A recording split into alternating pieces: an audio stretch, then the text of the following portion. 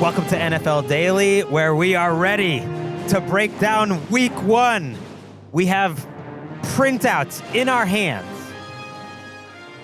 We don't have graphics on the show because we are taping this before the official schedule release. Don't tell them, Gregg. I'm just saying, this can't even be broadcast throughout the building. People cannot know. It is highly secretive. I've got Patrick Claybon and Jourdan Rodrigue in the Chris Wesseling podcast studio. Are you ready for the schedule to be released?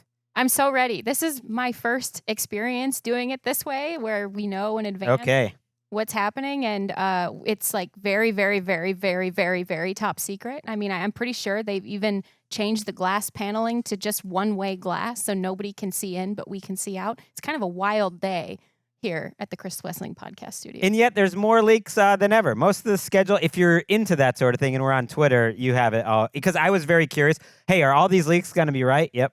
They were basically all right. Oh, they were? That I saw. I didn't get into the leaks, Gregg, because despite my shield status, I still protected, Gregg. Same. Here's what we're going to do on this show. And by the way, we're going to get to a little bit of news at the end of the show. Little Malike Nabers, just Devon Achane talking. Like, hey, we cover news on this show. We're going to go through what I think is the most important aspects to the schedule. It's the holidays. It's Week 1. Maybe some revenge game talk, and then we're on our way.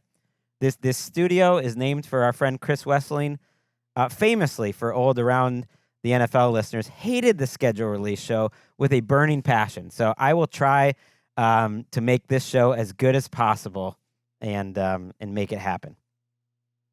They did not mess around with the holidays. That's my number one takeaway. Or the international games. We talked about the international games at length. Check out Wednesday's show with Ollie Connolly. And so I don't want to repeat myself there. But I did kind of notice, I thought they went out of their way to send teams they expect to be good with superstars, good games for all these international, which hasn't always been the case.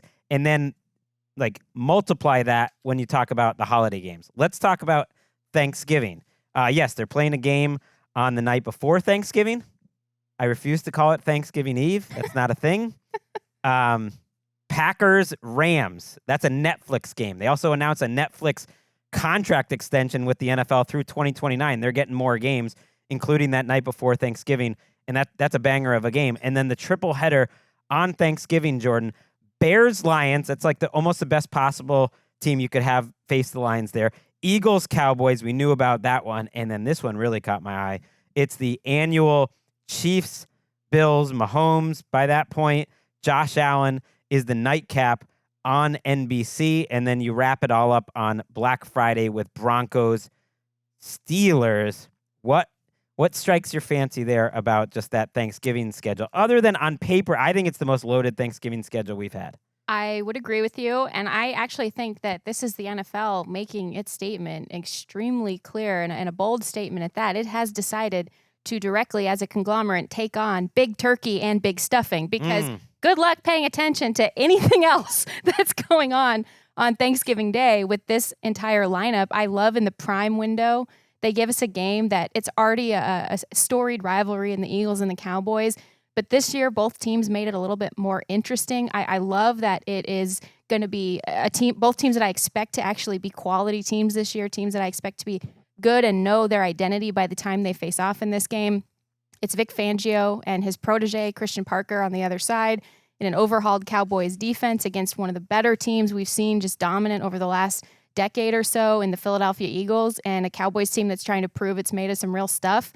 Like, this is poetry, man. I love this in the meaty window of Thanksgiving. What do you think about them using one of the games of the year, Mahomes, Allen, in that Thanksgiving night spot there, Patrick? Well, because it gives you a backstop. Mm-hmm.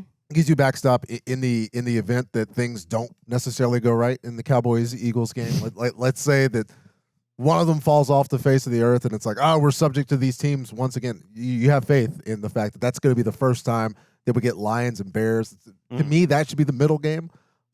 You start the day with the Cowboys and the Eagles. Not how it works, though. They have the little parade in Detroit. You gotta keep the tradition, but you do get the Ben Johnson. I know they've done it a couple times. If you mess up the Thanksgiving meal, you order pizza, and the pizza always satisfies. So this is on theme here. I have a theory about all this. Wait, what's the theory?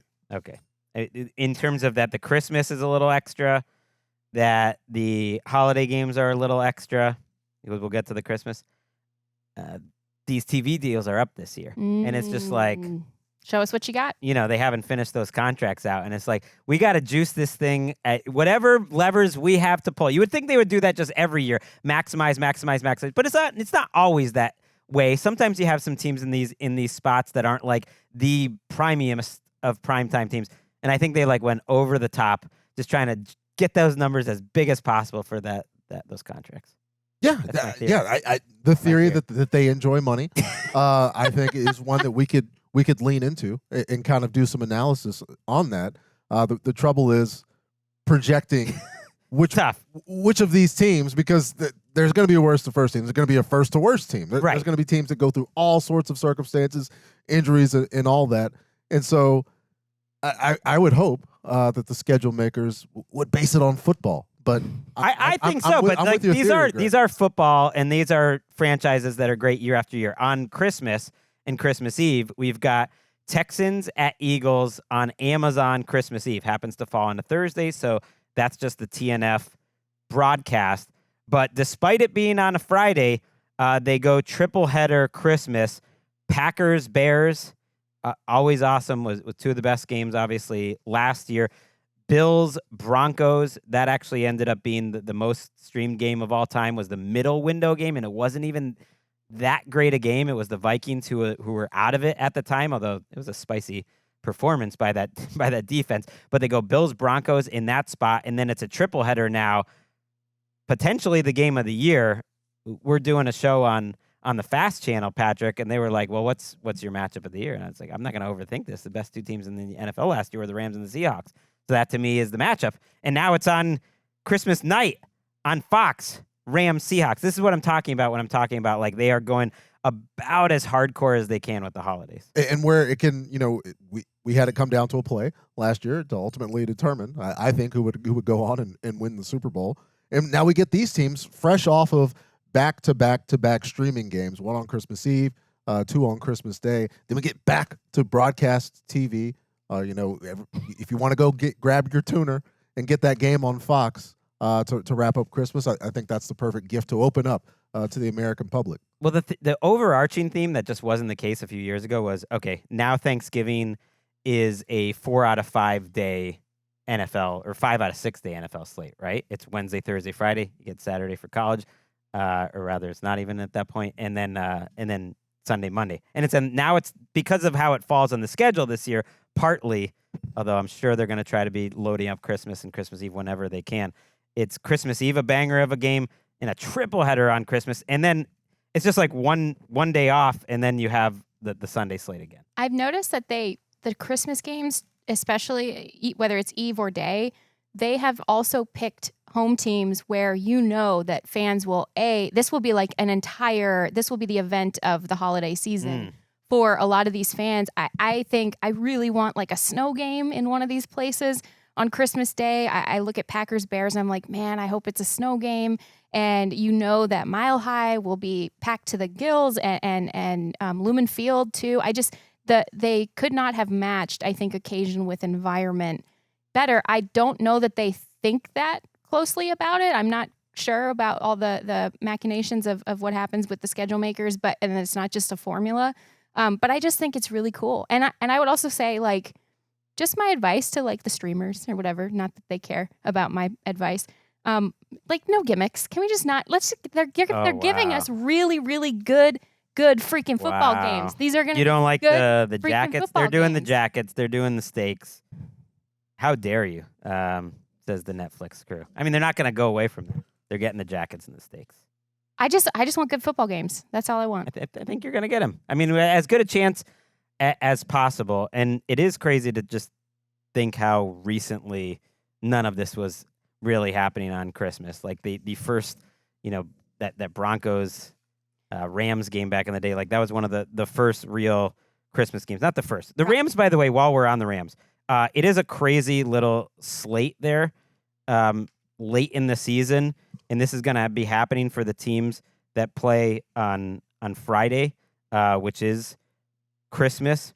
First of all, they start the season in Melbourne, Then they go back-to-back primetime games after that are hosting the Giants in week 2. Since we're talking Rams, I just thought this was interesting. And then at Denver, it has been confirmed from our research staff, first team ever to start 3 straight games in primetime. Now, what could go wrong? Now, technically, the Australia game is on Friday afternoon in Australia, but it's primetime for us. And so for our purposes, 3 straight primetime games, and then 4 out of 5 because they host the Bills in week 5 on Monday Night Football in a rematch of what was the kickoff game a few years back. And then you think like, okay, wow, they've really loaded up primetime early. But I mentioned the Friday Christmas game. Just in the back half of the season, they have the Wednesday game before Thanksgiving, and then the following week is one of the games of the year, Chiefs and Rams, Patrick, kind of a rematch of that famous, the game that changed football forever. It's just, they are on every single day of the week. And it's just a lot. Yeah. This is my Rams thought. On almost more days of the week than they have games that aren't after 8:00 p.m.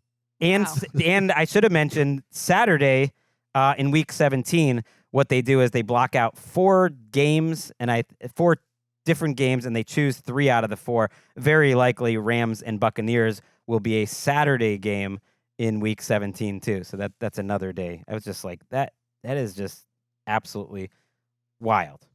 All right, I think that's all we got for the Thanksgiving holiday games. I did want to run instead of Thanksgiving Eve, which I know you hate. What about defrosting day? Okay, Ooh, I like Good. that. the frosting day is good. I like that. Remind everybody. You go ahead and put that It's bird. not that you can't say it, but just everyone's just starting to say it as if that's a thing we've always said. No one's ever said that. Have we ever said Thanksgiving Eve? No, it's the day before. Yeah, it's this day before Thanksgiving. That's fine with me. Otherwise known as Wednesday. Right, Wednesday. And you mentioned that's going to be like the centerpiece for a lot of families, like these holiday types of games. I think that's going to be the centerpiece for my family to go to a Rams game. There's no school that day. There's no school the next day. We try to take my daughter to one game every year. Usually has to be on a Monday or a Thursday because of our work schedule. So I'm excited for that one. Ding, ding, ding, ding, ding. Okay, you have officially filled your Rams quota for the show. Okay, that's it. Week 1 is the other thing I go to first when we open the schedule. I will throw it to you, Patrick. Just look at the week 1 slate, and I can go through them all eventually, but I don't want to just read them off. And just what strikes your fancy that's happening week 1? Yeah, we get a chance because week 1 is all about newness. It's all about the start. And I love all these teams, obviously. We just talked about all these teams that get to play on Thanksgiving. A lot of them played on Thanksgiving and Christmas last year. We've seen them play in Super Bowls, all that.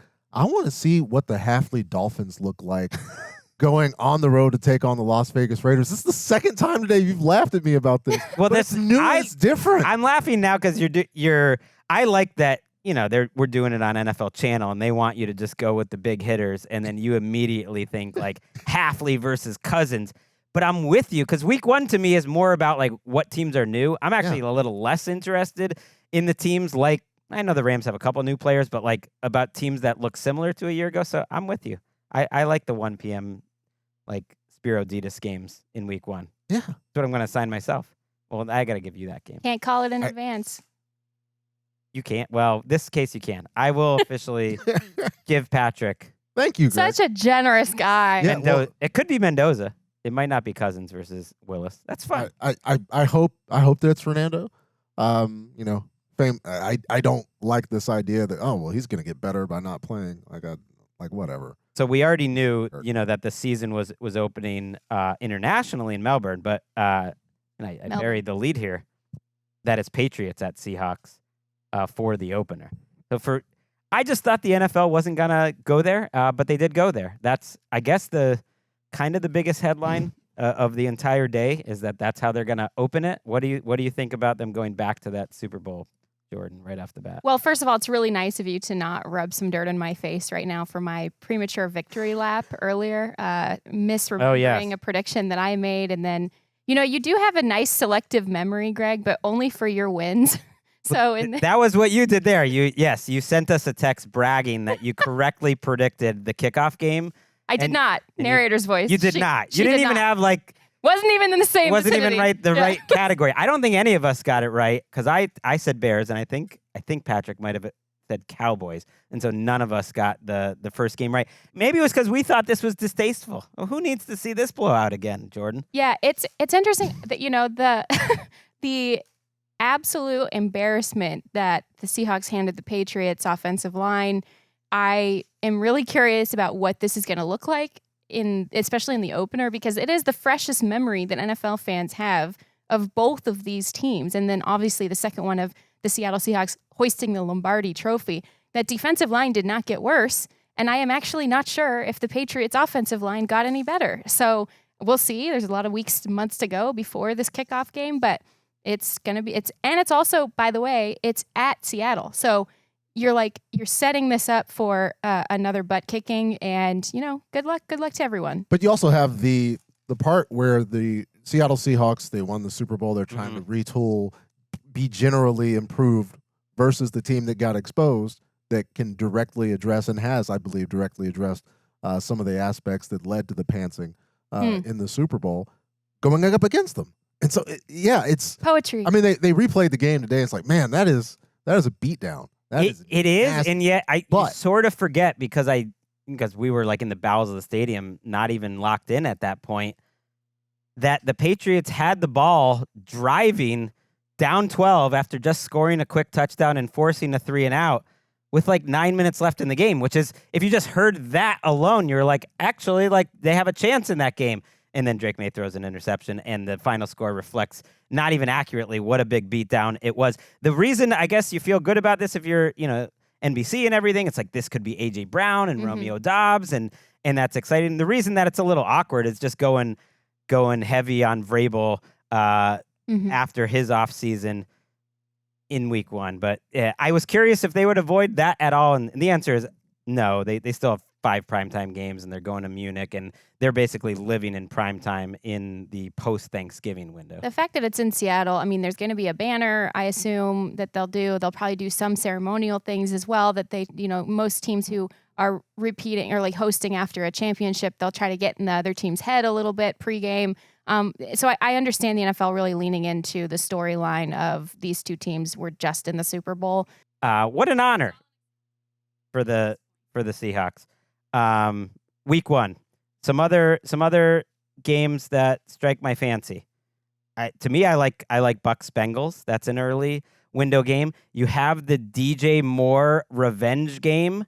Oh no, you don't have that. I'm thinking of the two teams that DJ Moore was not on, but you do have the Caleb Williams Bryce Young Bowl, recent number 1 overall picks. That's a fun week 1. Bills at Texans. That's kind of been the worst matchup for Josh Allen throughout his career. You have Ravens at Colts. Like, Colts could be a team where you want to catch them early, perhaps before Daniel Jones is healthy. Who knows there? Any other week 1 thoughts? Jets at Titans. Come on. Yeah, an opportunity where we see the improvement there. Week 1, though, is Packers-Vikings. Get the chance to see, like, what if the Minnesota Vikings can win because of their quarterback and not in spite of their quarterback for the first time in a while since Cousins has been there. I don't want to cast Darnold aspersions, but there's a reason that Sam Darnold was playing for the Seattle Seahawks, and so excitement to see there. And how are they going to rush Micah back? Bo Nix making a move in the pocket did Micah's knee, or they're going to have him chasing Tyler around in week 1. Interested to see. We haven't gotten to the Sunday Night Football schedule, but I did note that they put the Micah versus Packers matchup in week 6 on Sunday Night Football. So like a little bit of confidence there that Micah would be back. But there also was a report by Adam Schefter just on Thursday that they're thinking about starting the season on the PUP list for Micah, which would knock him out. And it's tough because this is obviously it's an NFC North matchup, Packers Vikings in week 1. So with either team, whichever team wins is going to have a very early advantage over the rest of the NFC North. So I think that's interesting. I wonder if maybe they thought he would be back in time, and then now the schedule's set, so maybe now not so much. I know they do this with quarterbacks at times. Broncos Chiefs is an example of this. The Monday Night Football game, I'm very excited about that one personally. Not only is that Joe and Troy, but also we pretty much are expecting Patrick Mahomes to be back at that point. We assume Bo Nix will be back, although there's some mixed signals coming out of that building. It seems like every couple of weeks.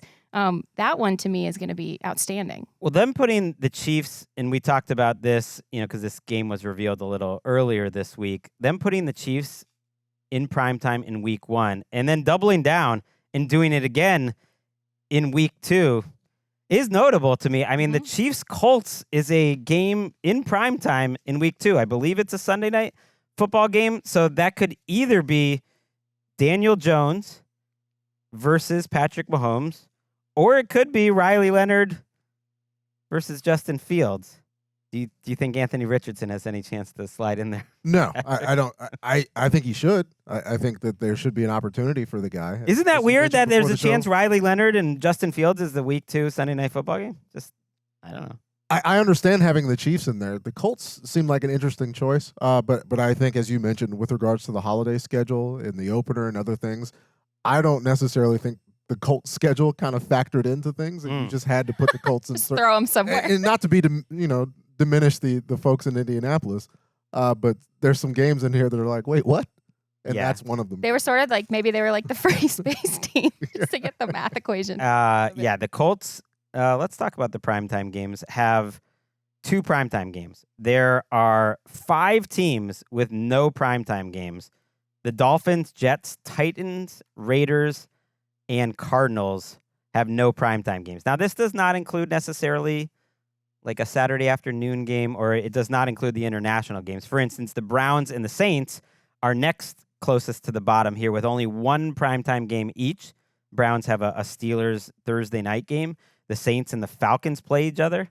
I think it's a Monday night game pretty early in the season. Saints are also in Paris. And then the Colts, despite having a great start last year, are the next lowest on the list with only 2 primetime games. And so the majority of the league does go 3 and up. But yes, the Rams have the most with 7. It's the Bills, Cowboys, Packers, Chiefs, and Seahawks next with 6.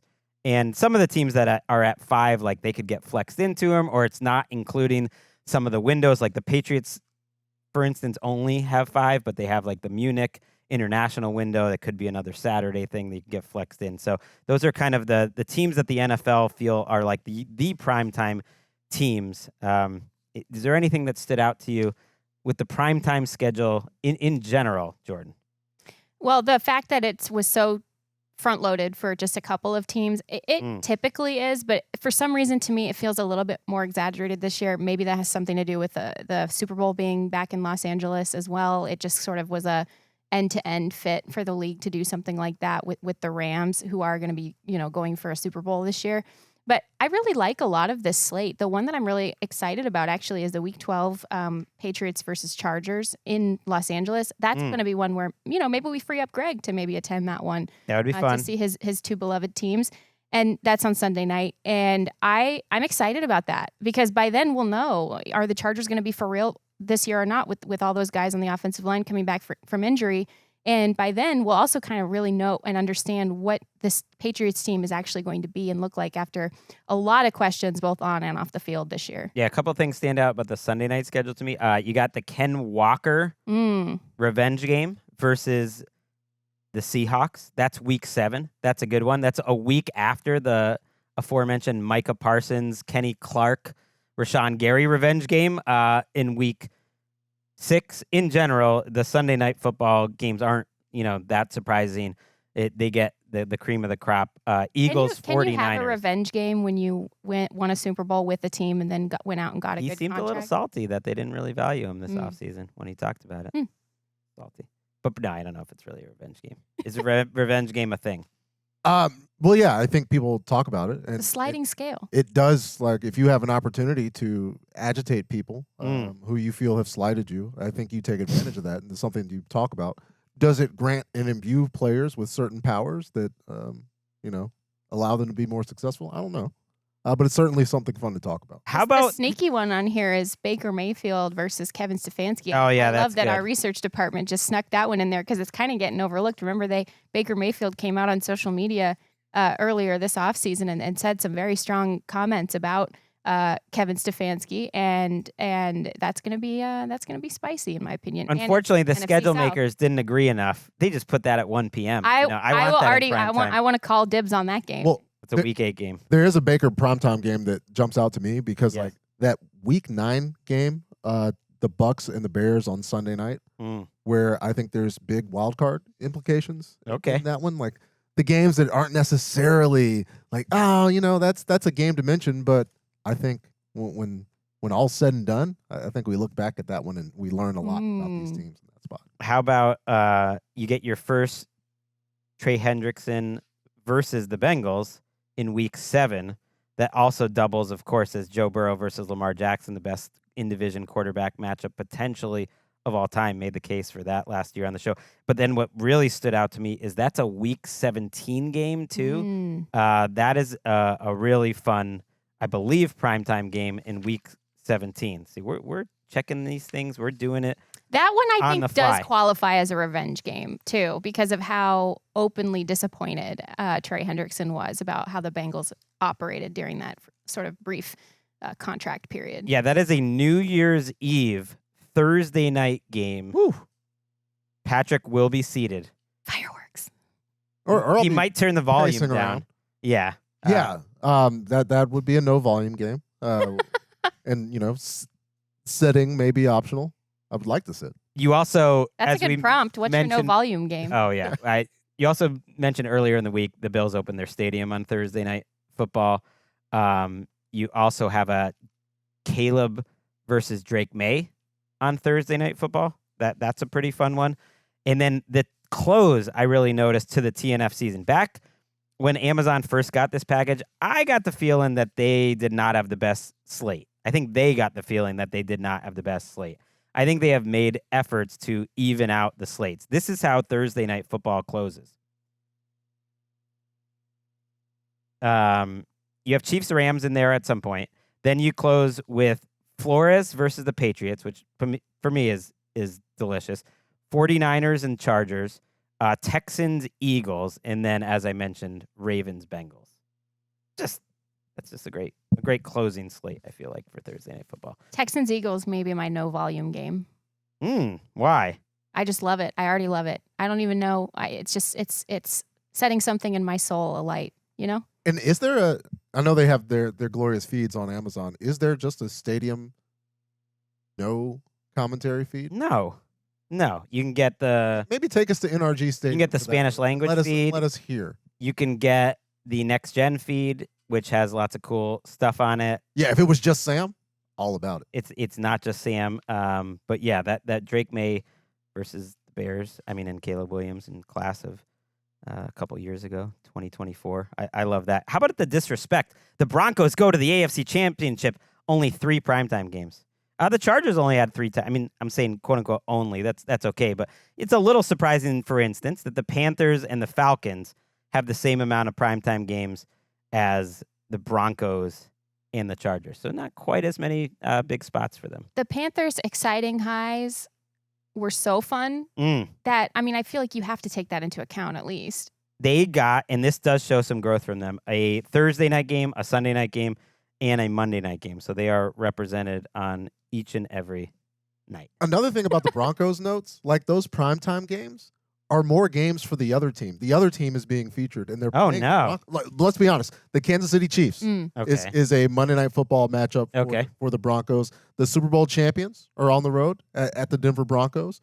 They play at the Steelers on, it's an Amazon. It's a Friday game. It's the Friday after the Black Friday game, where it's probably more of a Steelers focused thing, and then it's the revenge game where people are going to tune in to see Josh Allen in that one. Is that a Broncos on game Christmas? Is that more of a Bills game on Christmas? But I'm glad you brought that up. And then they also have the rematch of the AFC Championship game in week give 17. the Broncos a layup for a primetime game, right? Well, we're not giving layups in primetime anymore. It's like it's all gas all the time, and there is no disrespect. And this is why I guess we should categorize these things a little differently. Just the way it fell. They got a Black Friday game. They have a Christmas game. Those happen to be Friday, not during primetime. And then they have what is very likely a Saturday game that week 17. 3 out of 4 games will be on Saturday. So they're in a lot of solo windows, the Broncos, and I take it back. No disrespect to the Broncos. Yeah, and that's the solo window versus like the reason the same primetime thing. is important to me is because it's Yes. the only game Yes. that's on at that juncture. Okay. I don't know. I like Patrick's point because they want you to think by putting them in the solo window, there's no disrespect there. But when you dig into the layers, Yeah. I would just like to see the Broncos be the marquee focus of a team. I think so. Netflix. The Steelers one, yeah. To me, they got that one. I don't know, man, because Aaron Rodgers is going to find some way to make that week about him, and it's just going to be just a vortex moving toward that news cycle. I just, God forbid the Broncos get more attention, The farewell game. I don't know if you guys have any other major thoughts about this schedule release. We're going to have months to talk about it. While you think about that open-ended question, it's just been bugging me this whole time that I didn't say all the week 1 games. Browns, Jags. I'm getting ready for that. Yeah. I do like these teams when they're at their absolute freshest and newest. We get the Commanders and Eagles. A little less Commanders and Jaden in primetime and big spots this year, which is not a huge shock, but they did get a London game, of course, against the Colts and some primetime games with Jaden Daniels. It's an early game, but I'm very much looking forward to week 13, Jags at Bears. These are 2 sophomore head coaches, 2 guys who kind of took the league by storm in their initial season, and 2 teams where, there's a very high ceiling for both of them, but you never know. What if the league catches up? You just don't know. Greg, as you look at this week 1 schedule, Mm-hmm. and I'm going to steal the reins from you here. Please. Because I looked back, September 7th, 2025, the New England Patriots, who were the AFC representative in the Super Bowl, lost to the Las Vegas Raiders, who were Travis Schumacher. Yeah. What week 1 game on that schedule do you think could be an absolute lie? The result would be non-indicative of anything worthwhile over the course of the season. I love to the this. extent that would. Ooh, that is a really good question. I love this prompt. I do too. I think Tua Tagovailoa comes out week 1 in Pittsburgh. It's not like it's the craziest upset ever. Yeah. But him and Stefanski take it back to McDaniel and Tua. They don't get to 70, but they get to like 42. And it's just they're playing this quick strike offense. The Steelers look old, and everyone's like, holy cow, are the Falcons going to be amazing? It's like, no, they're going to go 7-10. But that was a great week 1 game. I got mine. Okay. New Orleans Saints Ooh. at Detroit Lions, because I would think the Saints are going to come out and try to make a big pop, especially in the passing game against that secondary immediately, really test to see whether Detroit's fixed its pass rush, fixed its secondary, and that could be a little bit of an upset. However, down the stretch, I trust the Detroit Lions to be a great football team. And the thing about these week 1 games, sometimes you come out with like a little schematic advantage people haven't seen before. The Yeah. Saints were the most fast-paced team in the NFL last year. Did they turn that turbo button up to like a 2011 Patriots or 1980s Bengals level, and they're just running up and down that fast track? That'd be fun. Maybe Kellen Moore will have a different facial expression if he turns the turbo all the way up. Couple just quick items of news, and then we're going to say goodbye for the week. Malike Nabers had another surgery on his knee, and this actually happened a couple weeks ago, but it is continuing what has been maybe a slow recovery. Like if you're a Giants fan, not necessarily the news that you want to be hearing about Malike Nabers. If we go through everything that's happened with him, he had to wait about a month to get the surgery, and that was because there was so much swelling. And then there was kind of a report he was like on crutches a little late in the mix.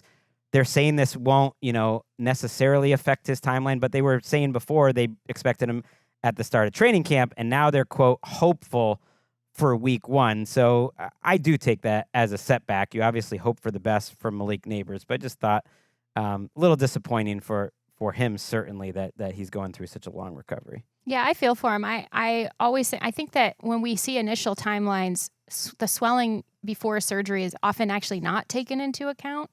I mean, Patrick would probably be more of an expert. How you doing, by the way? Great. Yeah. Having recently had a cleanup done, albeit mine comes about 22 years after the initial surgery. The swelling finally went down. Yeah, but I think the the silver lining we can take out of this is they're being proactive for Malik's long-term health, not necessarily having mobility where he would like to with regards to scar tissue from the previous surgery, and instead it's saying, hey, let's work through this, get you back out there, play football, guy.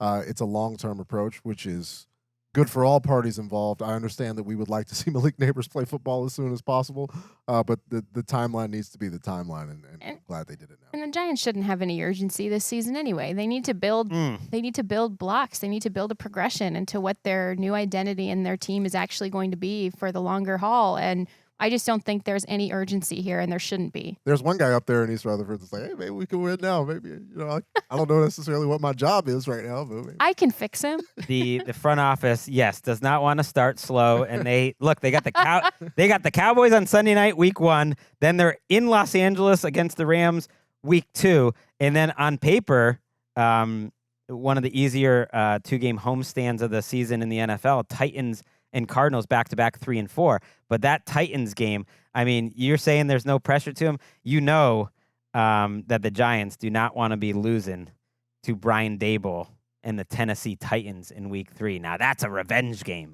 In revenge, I think, for the number 1 overall pick, where if people weren't paying attention, they would think Jackson Dart was the guy that was taken number 1 overall, considering the amount of discussion with regards to these guys. Maybe Cam goes on. I also love that Robert Saleh is hosting the Jets in week 1, just in terms of the Tennessee Titans. That's a fun little matchup. One thing about the Nabers injury that we maybe never hit on the show either was after the fact it was also reported as a meniscus and ACL repair. So it was just a big cleanup. Their final item of news is more positive. It's about one of those teams that did not get a primetime game this year. It is the Miami Dolphins.